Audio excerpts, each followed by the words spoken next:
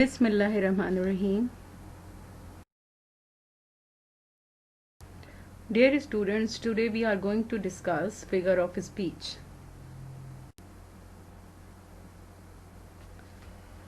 Okay, let's discuss what is metaphor. A metaphor is a figure of speech that describes an object or an action in a way that is not literally true, but helps explain an idea or makes a comparison. Here are the basics. A metaphor states that one thing is another thing. It equates those two things not because they actually are the same, but for the sake of comparison or symbolism. Now, what is metaphor? Metaphor is a figure of speech that describes an object or an action in a way that is not literally true. Means ये किसी भी object या action को describe करता है जो कि खुद से असल में सही नहीं होता या उस चीज से रिलेट नहीं कर रहा होता, लेकिन हम उसको मेटाफर कहते हैं. But helps explain an idea to make a comparison. ये उस चीज में हमें मदद करता है कि जब हम दो मुख्तलिफ चीजों का कंपैरिजन या मवाजना कर रहे होते हैं. A metaphor states that one thing is another thing. यानी मेटाफर हमें ये बताता है कि एक जो चीज है वो दूसरी चीज जैसी है या दूसरी चीज की तरह की है. It equates to those two things that not because they actually are the same, but for the sake of comparison or symbolism.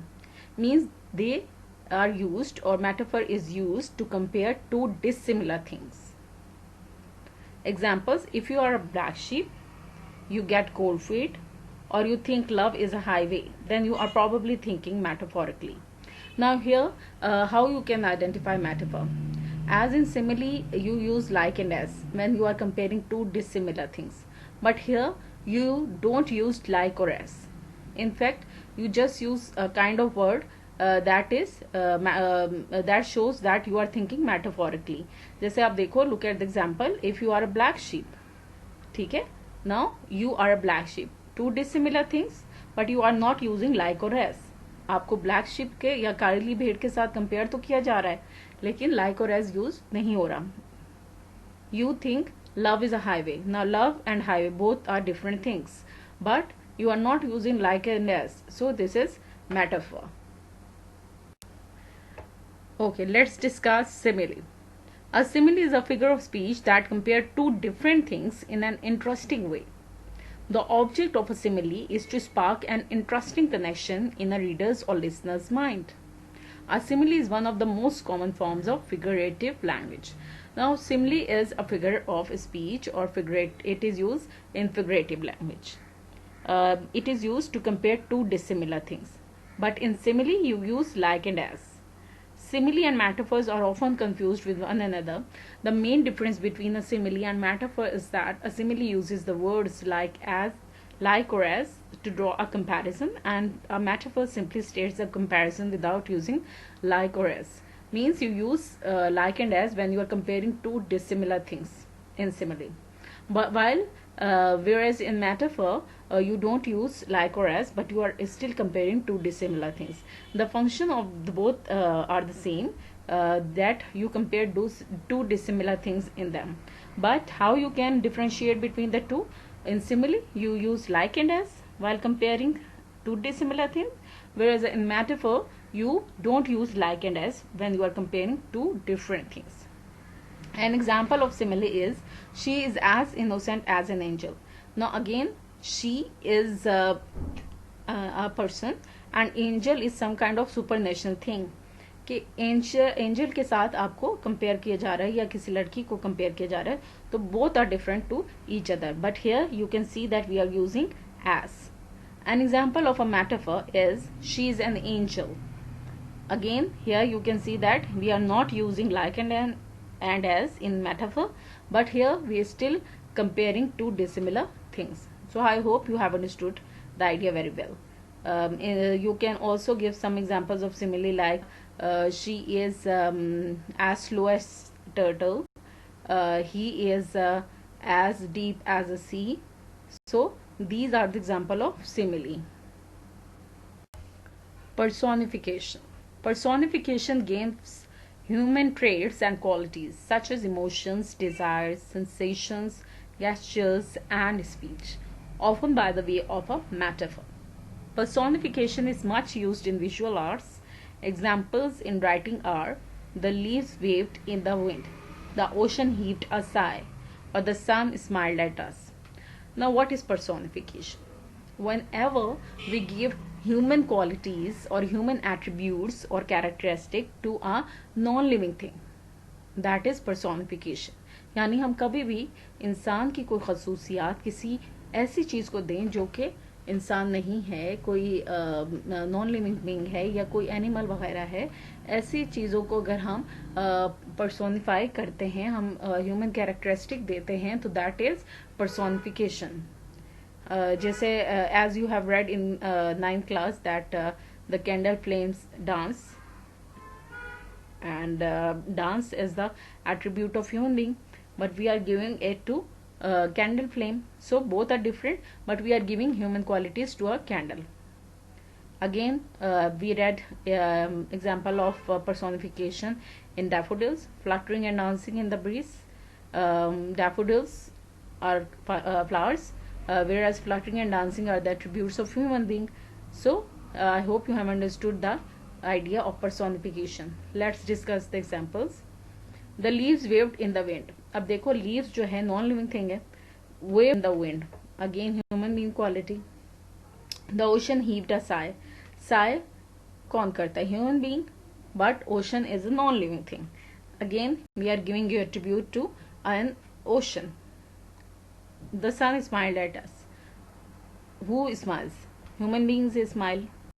So here we are giving human being quality smile to a non-living thing, that is sun. I hope you have understood the idea of personification now.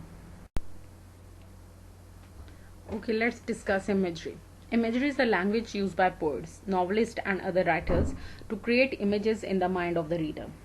Imagery includes figurative and metaphorical language to improve the reader's experience through their senses. Now, what is imagery? Imagery is a kind of imagination. You imagine something into your mind. Therefore, poets and novelists used imagery to create some scene into your mind, or you visualize or start to visualize that scene into your mind. Imagery using visuals. Now, there are 5 senses and all the senses are related to imagery. Imagery using visual imagery. The night was black as ever, but bright stars lit up the sky in a beautiful and varied constellations,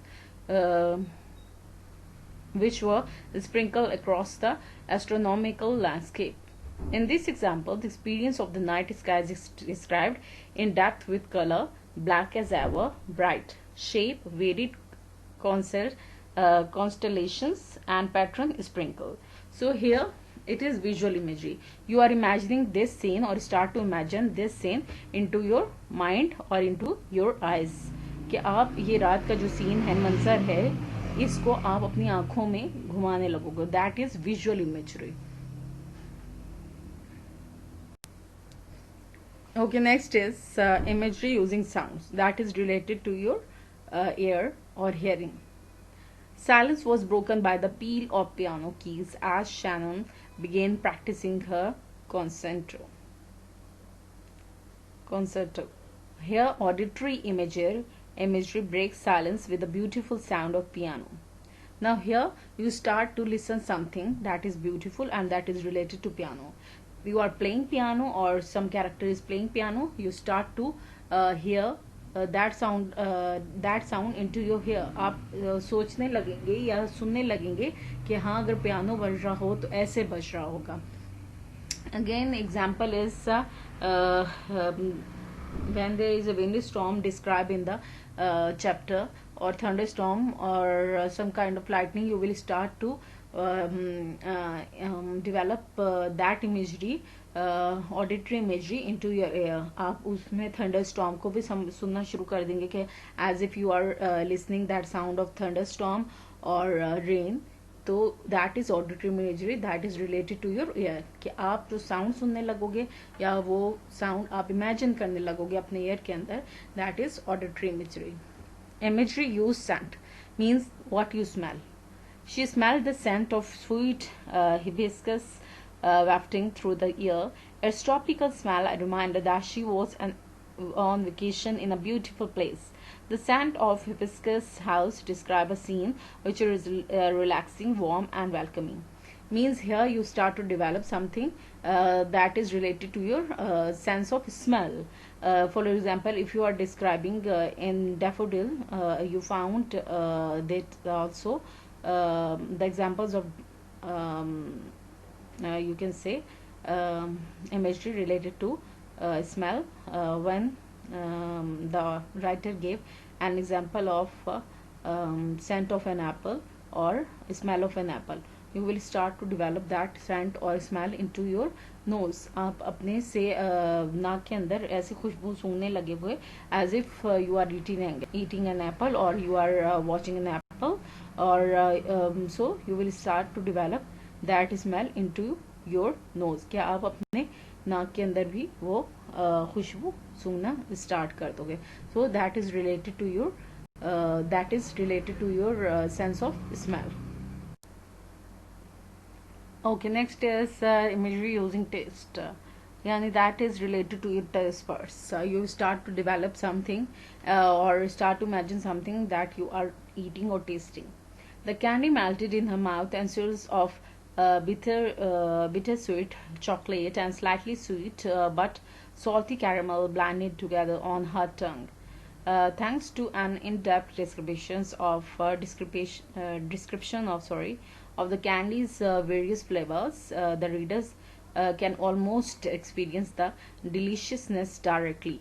So here you will start to develop that imagination as if you are eating the candy or as if chocolate is melting on your tongue or into your mouth. So it is related to your taste. This imagery is related to your taste. Next is imagery using touch. After the long run, he collapsed in the grass with tired and burning muscles. The grass tickled his skin and sweat cooled on his brow. In this example, imagery is used to describe the feeling of strained muscles, grasses tickle and sweat cooling on skin. Here you can easily find out that something you are feel your skin as if you are touching something or you are feeling on your skin. क्या आप अपने skin के ऊपर महसूस करने लगोगे. ठीक है.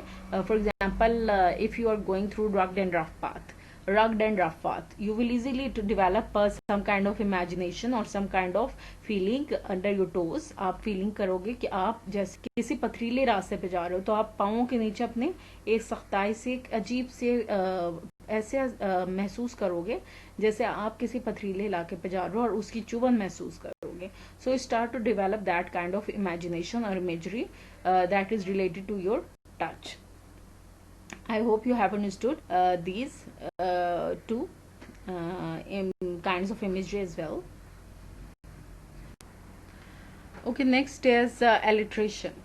Alliteration is a term to describe a literary device in which a series of words begin with the same consonant sound. A classic example is she sells seashells by the seashore.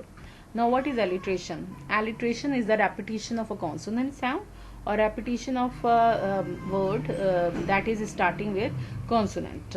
It is again a kind of tongue twister, you can say. Another fan favorite is Peter Piper picked a pack of pickled peppers. Alliteration is meant to be more than a tongue twister, though it is used to emphasize something important that a writer or speaker would like to express. Now here you can see she sells seashells by the seashore. Again there is repetition of consonant sound. She sells seashells. Again sha sound or s sound, and all the words are starting with s, or you can say the words that are repeating that are starting with consonant and they are repeating in the sentence. यानी बार बार कोई word जो है consonant से start हो रहा हो उसी sentence में, that is alliteration. या उसकी sound जो है वो consonant से start हो रही हो या उसकी repetition हो रही हो sentence में, that is alliteration. Next point, how you can recognize it? It is also tongue twister. Whenever you read it, it will be difficult for you to read the whole sentence in a one row. I hope you have understood the alliteration as well. Okay girls, there is an activity for you. to point out figure of speech from the poem Daffodils. And you can also pick any kind of poem or any other poem to find out figure of speech, and it will be good for you to practice it. I hope you have understood the lecture very well. If you find any kind of difficulty, do ask me, or if you have any query related to the lecture, do ask me. Till next week, I'm leaving you, and I hope you will enjoy good health and study well. Till the next week, it's Allah Hafiz from my side.